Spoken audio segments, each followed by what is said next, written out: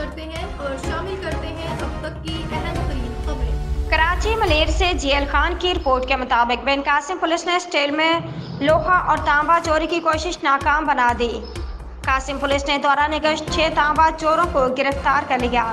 तफसीलात के मुताबिक बिन कासिम पुलिस ने गुज़श्ता रात स्टील मिल के जंगल एरिया वाली साइड चोरों के खिलाफ कार्रवाई की और 2 कार्रवाई में 6 तांबा चोर मुनीर, दर मोहम्मद, उम्मीद अली व दीगर को गिरफ्तार कर लिया और उनके कब्जे से 150 किलो तांबा बरामद कर लिया।